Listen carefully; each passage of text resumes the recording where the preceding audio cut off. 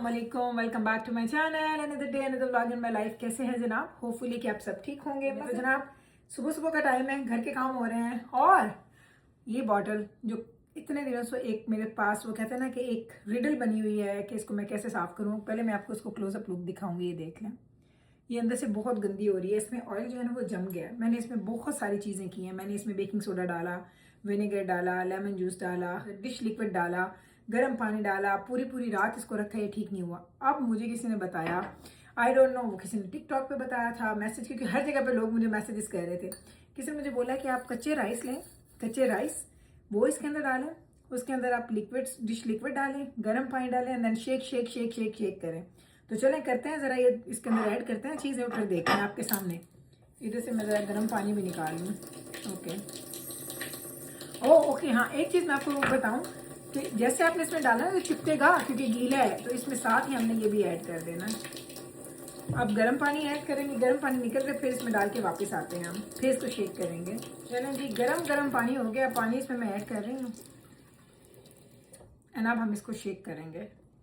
And shake इसको उन्होंने कहा बहुत अच्छे से करना है, थोड़ा नहीं करना। अला चावल तो थले बह गए, देख दे हैं भाई, देख दे। अच्छा मैं इसको 1-2 मिनट दूंगी फिर वापस आऊंगी क्योंकि मुझे 1-2 मिनट इसको शेक करना है। आए देखते हैं भाई ये मोमेंट ऑफ ट्रूथ क्या निकलेगा। इसमें कोई ब्रश काम नहीं कर रहा। फिर मुझे किसी ने, एक और बंदे ने कमेंट किया कि आप वो नहीं होते हैं पाइप क्लीनर्स, वो लें, उसको अंदर आप डाल के उसको क्लीन करें। वो भी आइडिया समझ आ रहा है लेकिन नॉट दिस मच। ये मुझे बहुत अच्छा लगा आइडिया। चलें 1-2 मिनट मुझे टाइम दें फिर मैं वापस आती हूँ। जी जी जी जी जी, तो चलें अब आ गया है जी टाइम, मोमेंट ऑफ ट्रूथ। तो अब मैं इसको पहले निकालती हूँ फिर मैं देखती हूँ। या अल्लाह, गर्म पानी निकालूं? मैं भी नहीं देख रही, आपके साथ ही देखूंगी, लेकिन मुझे तो देखना ही पड़ेगा क्योंकि सोप है ना उसके अंदर। चले नहीं देखती मैं, सीरियसली मैंने नजरें उधर नहीं रखी हुई। ओह माय गॉड ओए होए होए होए, बाकी सब तो ठीक है, वो 2-4 चावल बीच में फंस गए हैं, उसका क्या करूं? ये 2-4 चावल हैं बीच में, वो नहीं निकल रहे। एक सेकेंड यार, वो चावल क्यों नहीं निकल रहे? गीला था ना बॉटल अंदर से। पूरा मैंने ना जोर लगा दिया उसको शेक करने में। वो 2 चावल कैसे निकालूं? अच्छा, बाकी हम बातें बाद में करेंगे, ठीक है? मैंने सिर्फ आपको इसका रिजल्ट दिखाना है। वो 2 चावल बस आपने भूल जाना है। बॉटल देखें आप। So thank you so much जिसने भी मुझे ये दिया था ना idea, thank you so very much. आपका आइडिया, आपकी टिप काम कर गई है। अब ये 2 चावल नहीं निकल रहे, ये देखें चावल यहाँ पे फंस गए हैं, यहाँ पे 2। इसको तो मैं निकालूंगी, जैसे ड्राई होगा ये निकल आएगा। जी भाई, तो अब मैं वापस आ गई हूँ जनाब, काम शाम अपने कर कुर के, और इस वक्त हम लोग बना रहे हैं जी खाना। और आज मुझे बनाना है जनाब हमारे लिए आलू एंड चिकन का सालन। मैंने तो सोचा था कि मैंने ना वेजिटेबल्स बनानी थी, लाइक कोई गोभी बनाती या मैं पालक बनाती, लेकिन चूंकि गोभी एंड पालक मेरे बच्चे नहीं खाते तो मैंने कहा आज ऐसी कोई चीज़ बनाऊँ जो बच्चे खा लें। कल या परसों इंशाल्लाह अपने लिए और डॉक्टर साहब के लिए मैं सब्ज़ी के साथ गोश्त बनाऊँगी। तो यहाँ पे हमने प्याज रखनी है ब्राउन होने के लिए, और इधर मैंने चिकन रखा हुआ है, उसको मैंने किया था क्या उसको बोलते हैं, डीप फ्रॉस्ट। उसको वॉश करेंगे, उसको पकाना शुरू करेंगे। इसके साथ साथ कुछ टॉपिक्स हैं जिस पे बातें करेंगे, क्योंकि बहुत सारे लोग मुझसे, आजकल बहुत ज़्यादा लोगों ने मुझे ज्वाइन किया है, मेरे टिकटॉक पे, मेरे यूट्यूब पे, मेरे डिफरेंट प्लेटफॉर्म पे, इंस्टाग्राम, फेसबुक, मेरे आईडीज़ को लोग फॉलो कर रहे हैं। लोग मुझसे बड़ा सवाल करते हैं अबाउट मेरे बच्चों की परवरिश के, कि आपने बच्चों की अपब्रिंगिंग कैसे की है, आपके बच्चे इतने वेल मैनर्ड कैसे हैं, आपके बच्चों को हमने कभी नहीं देखा कि वो आपके आगे बात करेंगे, उनके इवन चेहरे के एक्सप्रेशंस भी चेंज हो जाएं। तो जनाब इन सारे टॉपिक्स पे हम बात करते हैं। छोटे छोटे टिप्स ही हैं, मैं कोई बहुत बड़ी एक्सपर्ट नहीं हूँ, लेकिन यस एक चीज़ जो मैं बड़ी, जिस पे अल्हम्दुलिल्लाह मैं बड़ी खुश हूँ, अल्लाह ताला का लाख लाख शुक्र अदा करती हूँ, वो ये कि मैं जब अपने बच्चों को देखती हूँ लोगों के बच्चों के मुकाबले में, तो मुझे वाकई लगता है कि अल्लाह ताला ने हमारे उस मेहनत में या हमारे उस कोशिश में, अल्लाह ताला ने उस भरपूर उसमें अल्लाह ताला ने बरकत दी है, क्योंकि जो हम करना चाहते थे हमने वो कर लिया। चले इस पे बात करती हूँ। पहले मैं ज़रा मीट शीट धो के आती हूँ, इतने में प्याज भी ब्राउन हो जाए, ताकि हम कुकिंग का भी प्रोसेस शुरू करेंगे साथ साथ, और साथ साथ आपसे गप भी लगाएंगे। जी तो मैं वापस आ गई हूँ और मैंने बस ये अपने मसाले साले यहाँ पे रखे हैं सारे। प्याज हमारे ऑलमोस्ट होने वाले हैं ब्राउन, थोड़ा सा टाइम रह गया। अच्छा, आप बात कर रहे थे बच्चों की परवरिश का, तो मैं आपको एक बात बताऊँ। सबसे बड़ी बात, सबसे पहला जो पॉइंट है ना, कि आपके बच्चे कभी भी एक दिन में, एक हफ्ते में, एक महीने में नहीं समझेंगे। ये जो पेरेंटिंग है ना, मेरा ख्याल है ये पूरी की पूरी आपकी इस चीज़ पे रिलाई करती है कि आप कितनी दफ़ा उस चीज़ को दोहराते रहते हैं। क्योंकि अल्लाह ताला ने बच्चों को बनाया है ऐसा कि वो फ़ौरन से किसी चीज़ को ऐसे नहीं समझेंगे। अगर आपने कोई भी उनको चीज़ बोली है कि ये नहीं करनी, तो उन्होंने पहले दफ़ा में नहीं समझना।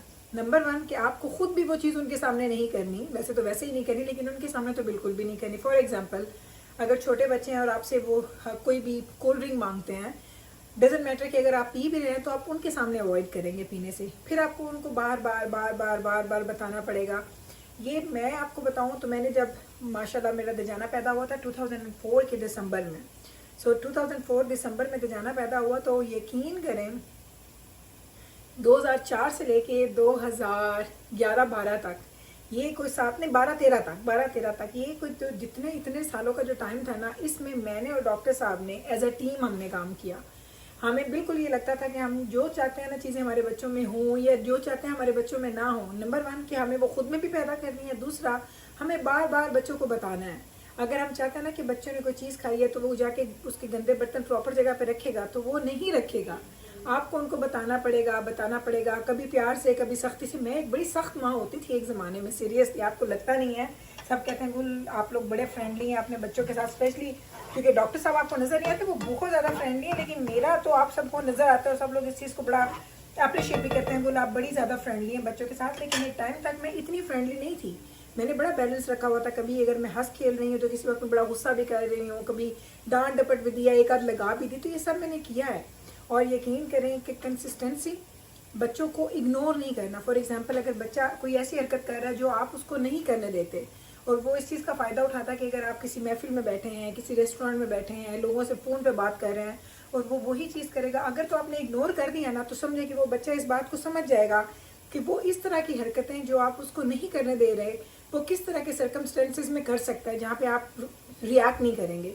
तो हम इस चीज़ का बड़ा ख्याल रखते थे। हम कहते थे नहीं, अगर हम किसी महफिल में भी है ना और अगर हमारे बच्चों ने कोई ऐसी चीज़ की है जो हम उनको अलाउ नहीं करते, तो हम उसी वक्त टोकते थे।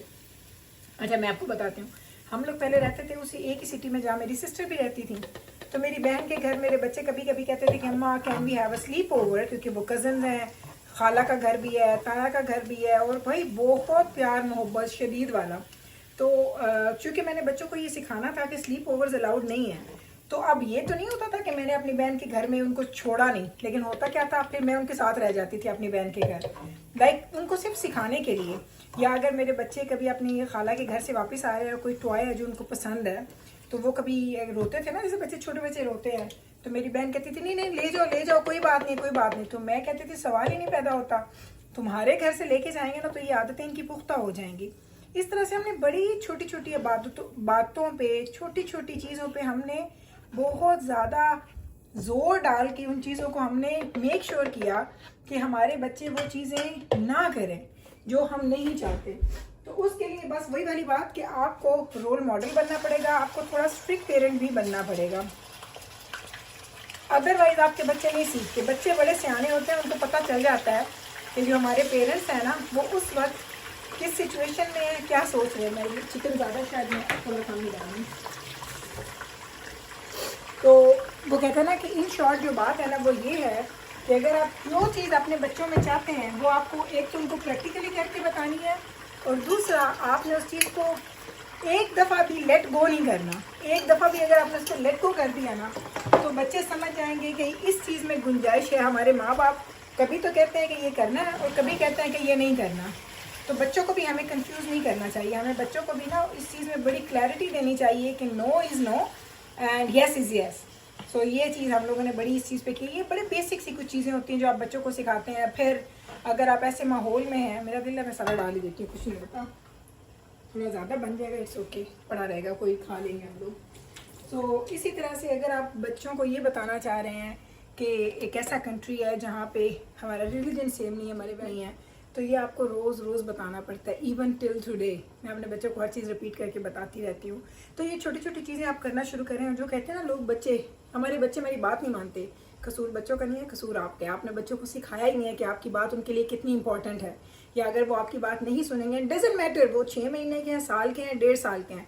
मेरे बच्चे छोटे छोटे बच्चे होते थे, छोटे छोटे, तो मुझे देखते थे, यानी हर बात मुझे देखते होते थे कि अम्मा का रिएक्शन क्या है। अगर तो मैं उनको आंखों के इशारे से यह कहती थी चलो इट्स ओके, ले लो, खा लो, तो वो खा लेते थे। अब आप ये कहेंगी तो बहुत ज़्यादा सख्ती है। भाई हर एक का अपना वे है बच्चे पालने का, और जो मैंने जिस तरीके से बच्चे पाले हैं, ये डॉक्टर साहब ने हमें जो रिजल्ट मिला ना, आई एम सो हैप्पी। हमने जो कुछ किया है, हाँ कुछ चीज़ें मुझे लगता था कि शायद मैं वहाँ पे बच्चों को मैंने 1-2 जो लगाई है ना, वहाँ पे मैं अवॉइड कर सकती थी, लेकिन मैंने किया।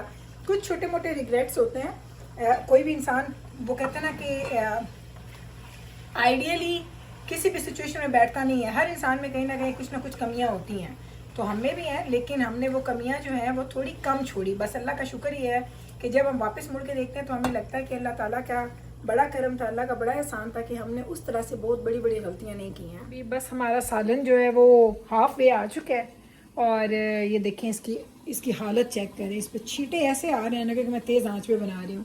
अच्छा, चिकन बनाने का ये तरीका है मेरा कि मैं चिकन को पहले तेज़ आंच पे बनाती हूँ, फिर जब मैं भूनी दूंगी उसके बाद मैं आंच को स्लो करूँगी, ताकि जो पानी है चिकन का जो रिलीज़ होना है वो सारा ड्राई हो जाए। अदरवाइज़ ना चिकन में वो उसकी रंगत में वो बात नहीं आती। तो ये बन रहा है। साथ आजकल इतनी बारिशें मैं आपको दिखाती हूँ, एक ज़रा चेक करो। हर वक्त हमारे पास बारिश हो रही है, हर वक्त हमारे पास बारिश है। हम हमारी ग्रास नहीं कर पा रहे। रोज़ के रोज़ बारिश, रोज़ के रोज़ बारिश। ये बारिश को तो अल्लाह ताला ने इस दफ़ा कनाडा का रास्ता ही दिखा दिया। बल्कि ठहरे मैं बाहर लेके जाती यहाँ दिखाती हूँ आपको। ये देखें, इस वक्त भी बारिश हो रही है हल्की हल्की। तो इसको ना इस दफ़ा पाकिस्तान या कहीं और की नहीं रास्ता मिला, सारा कनाडा का उसको रास्ता मिला, और ये बारिश ही बारिश। इस दफ़ा ना हमने हमारा पैटियो सेट किया है, ना हमारी ग्रास अभी तक कट हुई है। बहुत ही बुरा हाल इस दफ़ा चल रहा है वेदर की वजह से। मैंने चिकन तो बना लिया है, और ये ना इस लिड का हाल देखो, लिड का हाल देखा, और ये पूरी कढ़ाई का हाल देखो। अब आप लोग कहोगे तो क्या है, नॉर्मल है, खाना बन रहा है। चूल्हे पे छींटे देख रहे हो इधर उधर सारी, ये सारी छींटे। अब पता क्या है, मैंने यहाँ पे चूल्हा बंद कर दिया है। अब मैंने इसमें आलू डालने हैं, भूनी देनी है। इससे पहले मैंने ये पूरी क्लीनिंग करनी है। मैंने इस पतीली को भी साइडों से साफ़ करना है, इस लिड को धोना है, धोने के बाद वापस आना है। भाई मेरे से काम नहीं होता। आई डोंट नो, आप इसे OCD कहेंगे, वो कह सकते हैं, कह लें, मैंने कोई परवाह नहीं, बट मुझे पसंद नहीं है भाई इस तरह से गंदे गंदे काम करना। मुझे साफ़ सुथरा देखें। नीचे से मैंने ना इधर से ऑलरेडी पहले ही मैंने ना ये देखें, ये पड़ा हुआ मेरे पास वाइप। मैंने इस वाइप से पूरा का पूरा जो हमारे मैट्स हैं ना, वो मैंने वाइप कर दिए, क्योंकि ये सारी छींटें आती हैं। कोई भी शोरबे वाला सालन बनाओ ना तो उसकी छींटें बहुत ज़्यादा गिरते हैं।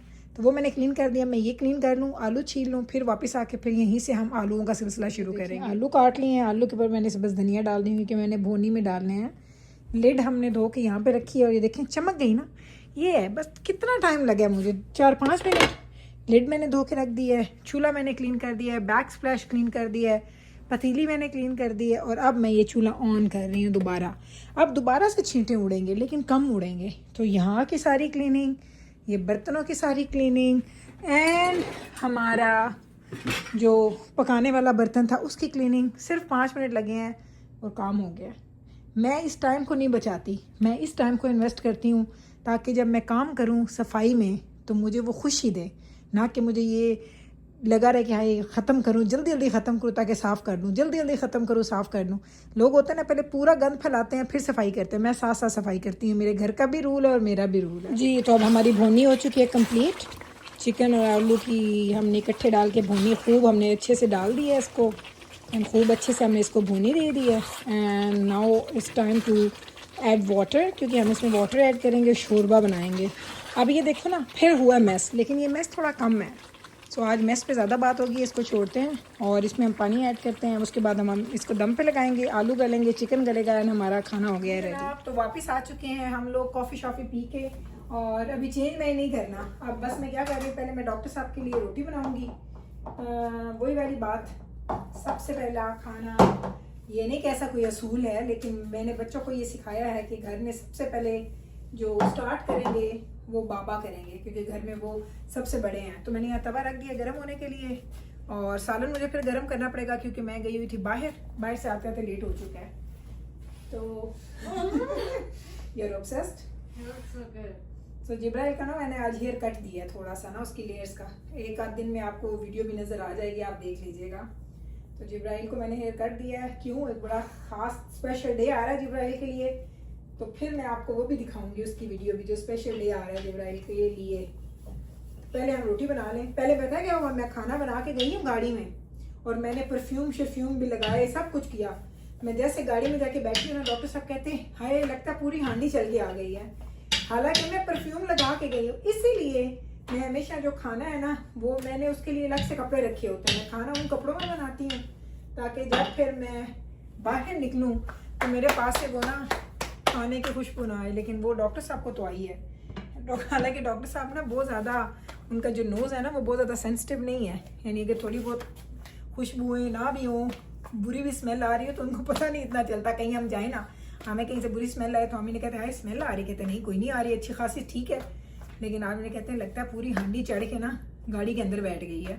मैं इतनी शर्मिंदा मैं कह ला कॉफ़ी के लिए जा रही हूँ, और खुशबुएँ जो है ना वो ये मैं लेके जा रही हूँ। तो चले हम लोग बना रहे हैं जी रोटी हम बनाते हैं। अब रोटी को थोड़ा टाइम लगेगा, अभी तवा थोड़ा सा ठंडा था, लेकिन मैंने उसको रोटी को ऊपर रख दिया।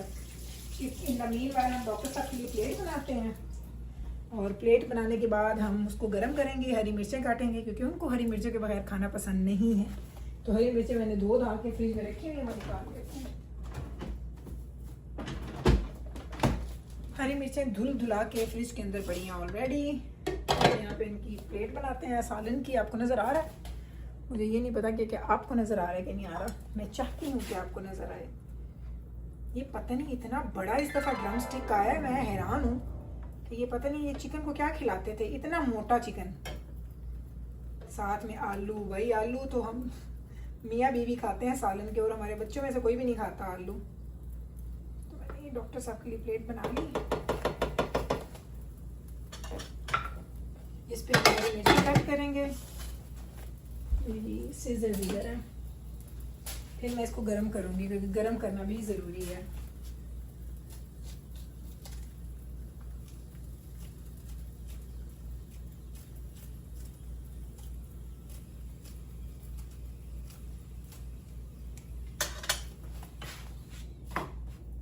आपको सालन की शक्ल दिखाऊं, ये देखिए मज़ेदार सालन। इसको माइक्रोवेव में बनाती हूँ।